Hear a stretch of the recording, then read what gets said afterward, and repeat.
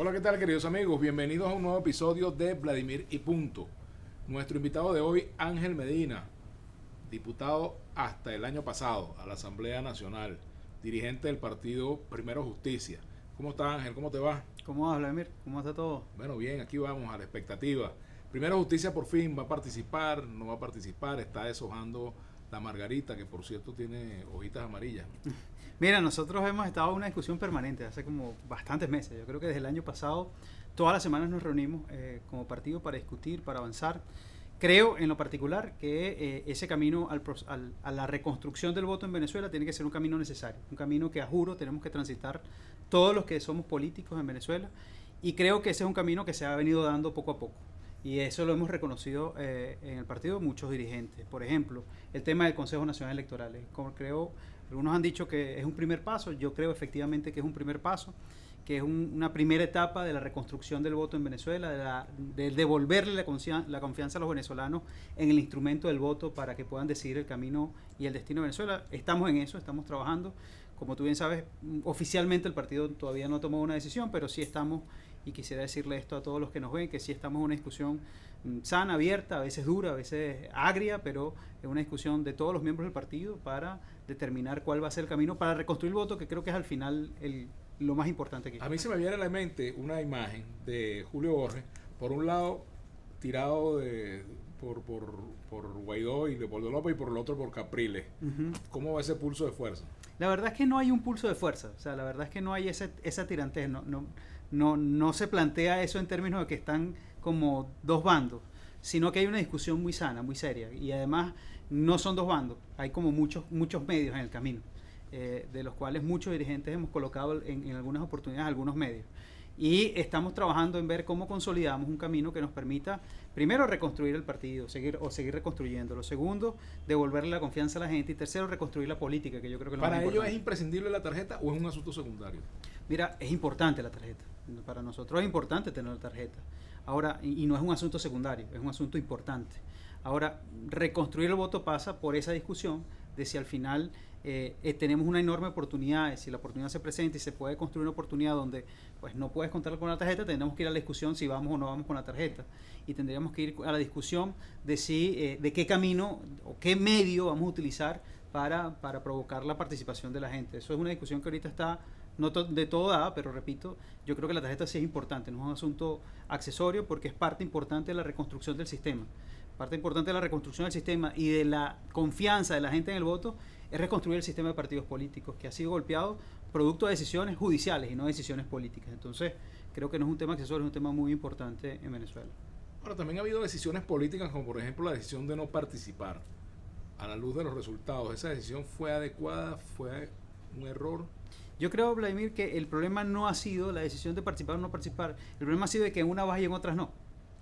O sea, en los últimos, hagamos el recuento de los últimos años, de los últimos 15 años de acción política. En algunas hemos decidido ir y después decidimos no ir. Uh-huh. Y ese sub y baja de decisiones evidentemente ha afectado también la capacidad de la gente de confiar en el voto.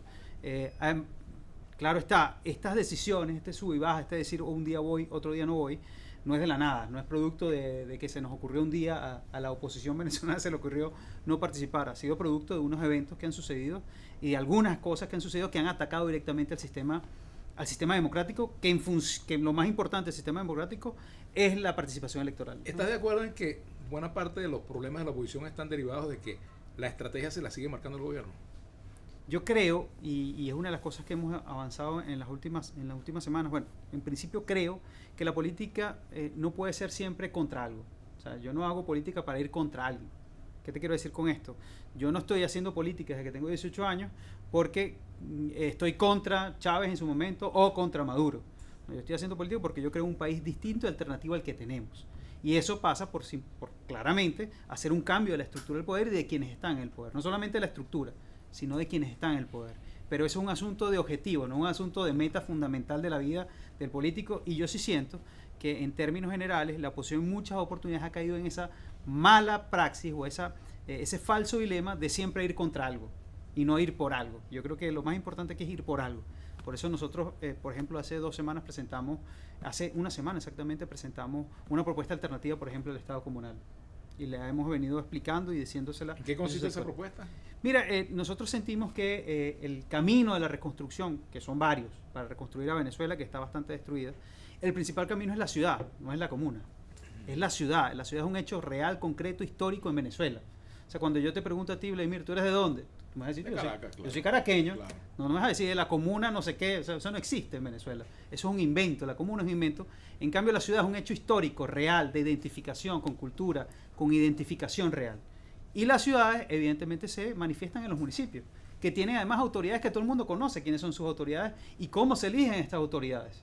Entonces, nosotros creemos que para reconstruir Venezuela hay que fortalecer la ciudad. ¿Y qué hemos planteado?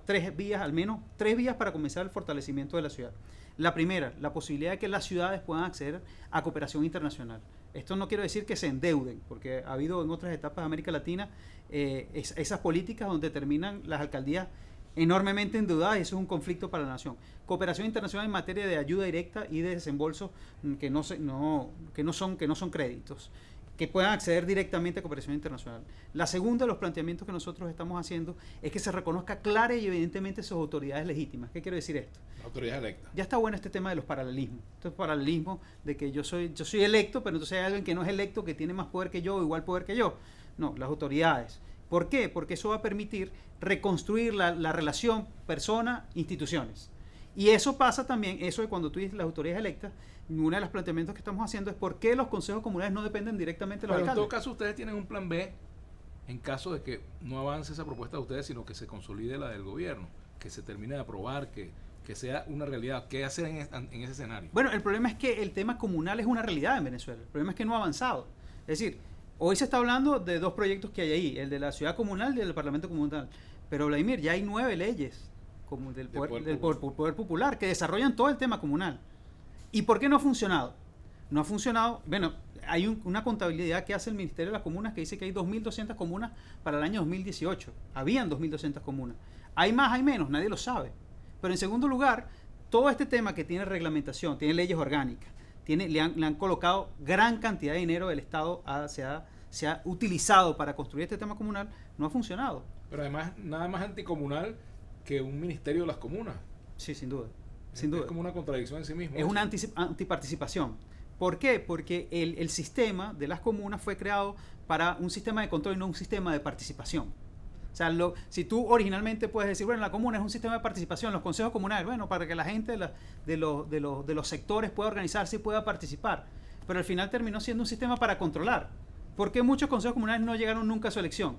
Porque sabían que si hacían la elección le iban a ganar gente que pensaba distinto a quienes están en el poder.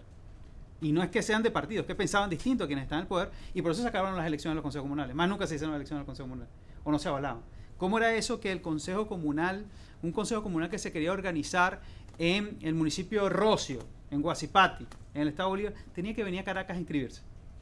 Eso es antiparticipación, porque al final, por eso que nosotros planteamos el camino de la ciudad, porque muy bien la ciudad las autoridades de las ciudades pueden no solamente fomentar una relación directa con los consejos comunales, sino con las asociaciones de vecinos, que son una realidad en las ciudades. Sin embargo, el problema central del país sigue siendo el gobierno central para la oposición y, bueno, por la forma como se conduce, ¿no? El problema central es el modelo, Vladimir. El problema central es el modelo. Pero no es el modelo constitucional. No. O sea, es tanto así que no es el problema que ellos han intentado modificar la constitución de facto. ¿Okay? Es el modelo que se ha intentado implementar en Venezuela y que en su implementación ha destruido las instituciones nacionales. Es como un destruye todo para empezar a construir, pero en ese empezar a construir llevamos 15 años y no ha pasado nada. ¿En qué quedó aquello del mantra de los 3 pasos? César, usurpación, gobierno de transición, elecciones libres. Mira, yo creo que hay un cambio radical. O sea, yo creo que tiene que haber un cambio radical. Lo han dicho muchos analistas políticos. Aquí cuando la estrategia no te funciona, cámbiala. Cuando una estrategia te funciona, úsala.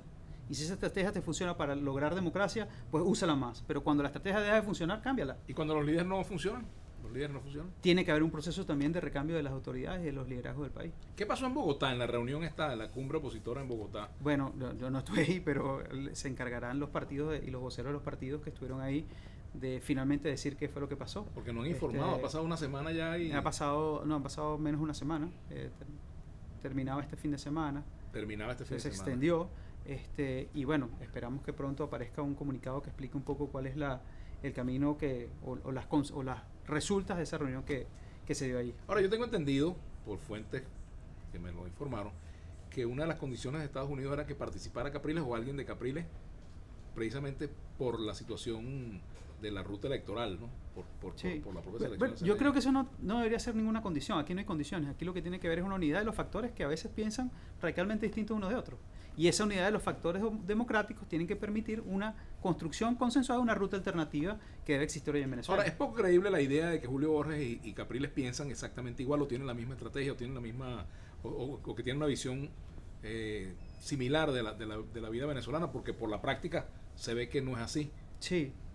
¿Cómo se dirime esa diferencia? No es que sea poco creíble, es decir, creo que hay opiniones y hay planteamientos que se han hecho que son diversos en el marco del partido, en el marco de Primera Justicia se han hecho posiciones distintas, posiciones a veces que se contrastan, pero la idea de nosotros es poder llegar a una posición común.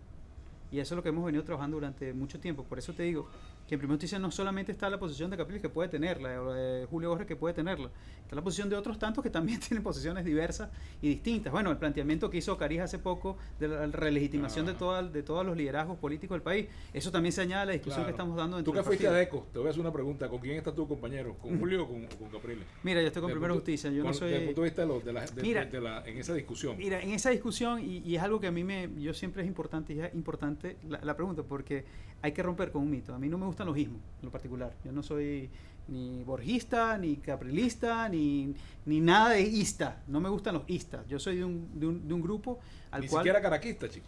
Caraquista sí, pero eso es otro tema. Ese es otro tema. Pero no me gustan, en la política no me gustan los ismos. No me gustan los ismos. Creo que le han hecho mucho daño al país esto de los ismos, porque es seguir a una persona casi que fervientemente sin darse cuenta que esa persona también es humana como tú y es político como tú. O sea, yo creo que más que estar con uno u otro, yo estoy con la organización, estoy con el partido, y creo que ese partido, que es un gran partido y está presente en toda Venezuela, que es Primera Justicia, debería ser nuevamente uno de los puntales de la construcción de unidad y la construcción de un movimiento político, real, con conciencia y con piso y aterrizado en el país. ¿Con quién no te aliarías en la oposición y por qué? ¿Con quién no me aliaría? Primero hay que ver qué es la oposición. Y eso es muy importante. Y segundo, esto no es un problema de con quién me guste o no.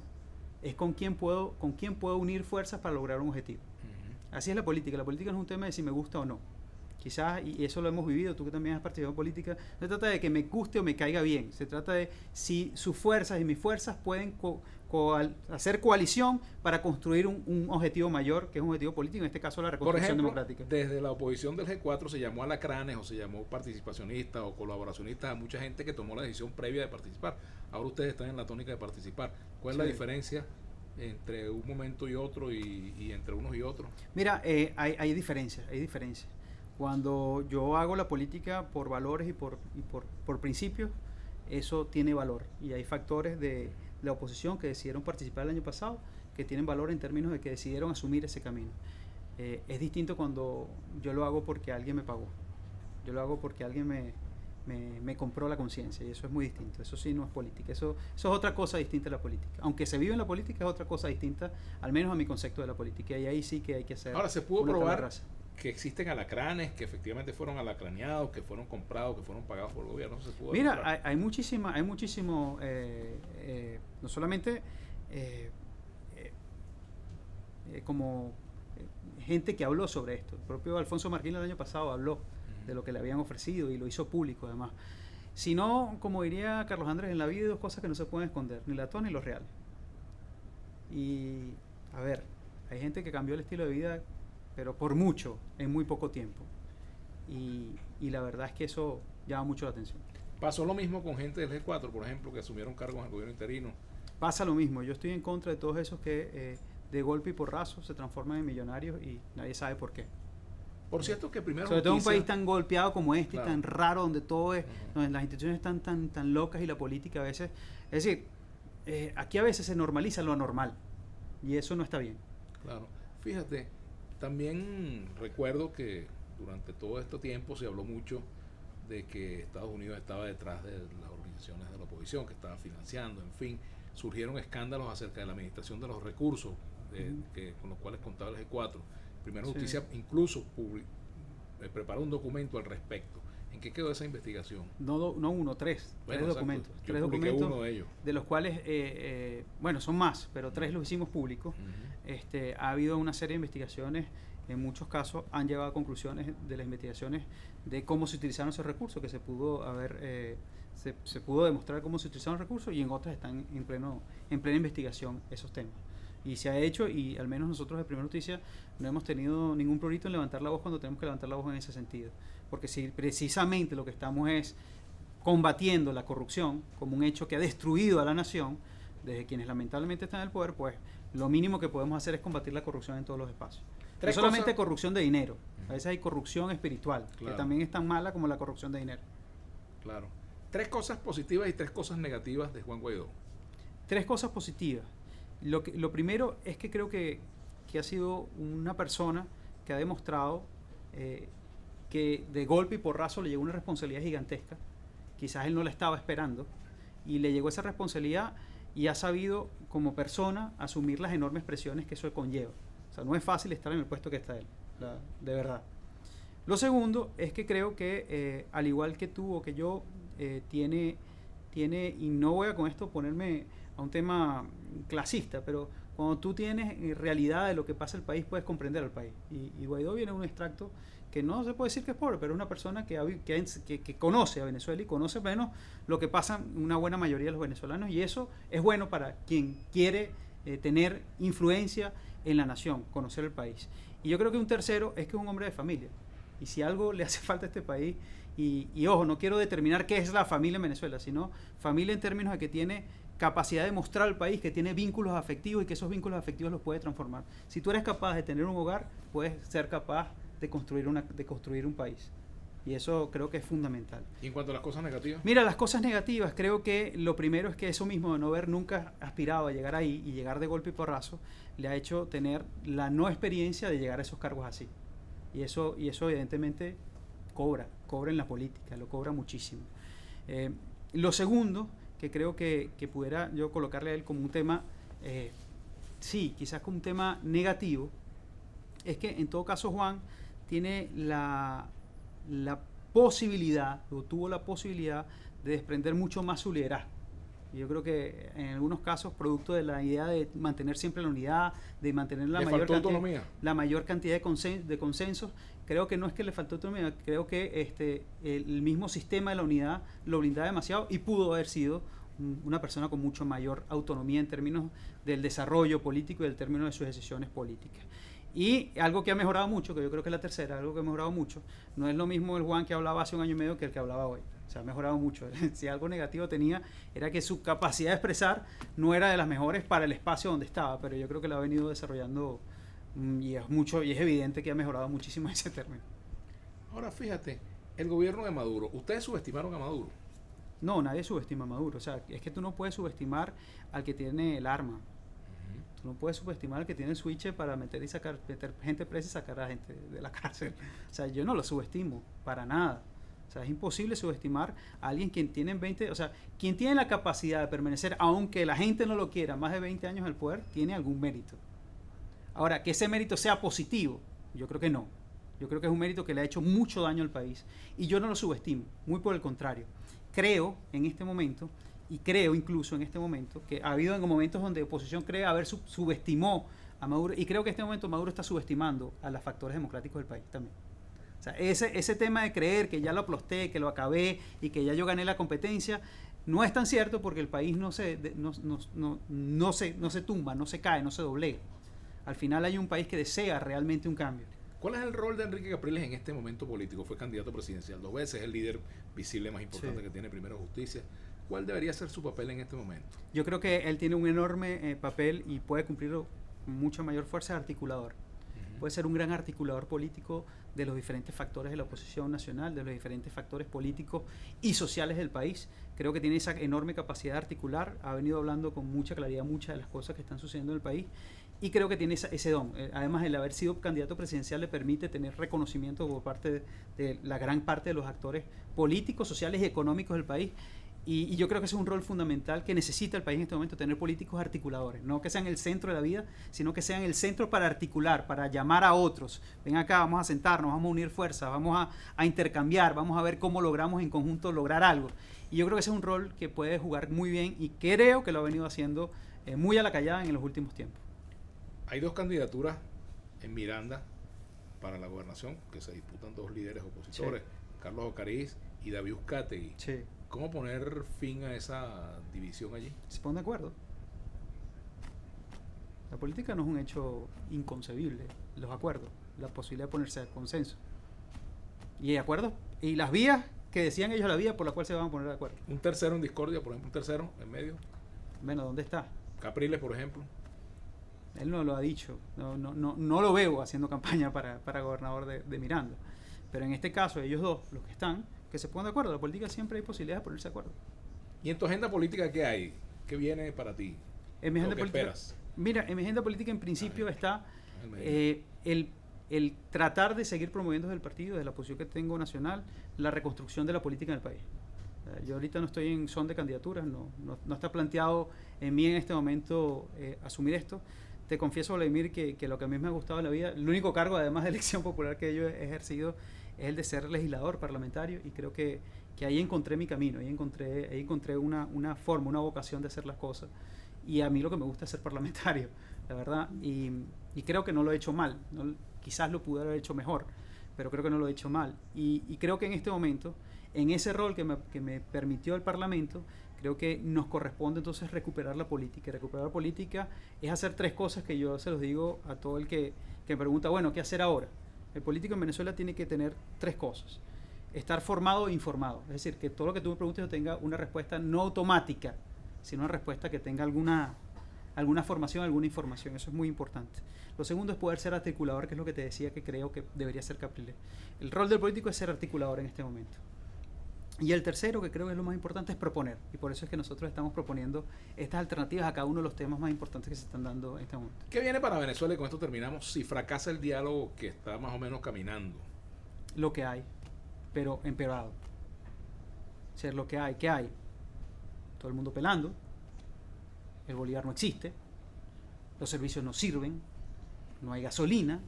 No hay gas. Yo tengo un hermano ahorita que vive en el Zulia que acaba de salir 1 hora y media de Maracaibo para poder echar gasolina. Y si fracasa, no el diálogo, si fracasa la construcción de una vida concertada por parte de los políticos, pues lo que va a seguir es la profundización de la crisis en este país, lamentablemente. ¿Y podría haber un nuevo intento de tomar el poder por la fuerza por parte de la oposición? Mira, pero es que el problema es que ya se ha demostrado que el tema de la fuerza no ha servido. La fuerza nunca ha servido. Aquí la fuerza necesaria es la fuerza de la gente pudiendo decidir. Y por eso que nosotros tenemos que buscar que la política sirva para canalizar los deseos de la gente de poder expresarse. Mucha gente hoy necesita tener la oportunidad de expresarse libremente en este país. No solamente a través del mecanismo del voto, sino expresarse libremente a través de otros mecanismos que hoy están prohibidos, hoy están vedados, hoy están limitados. Bueno, Ángel, te agradezco mucho que nos hayas acompañado. Gracias, Vladimir. Y a ustedes, queridos amigos, los invitamos para que nos acompañen nuevamente en un nuevo episodio de Vladimir y Punto, por Contrapunto.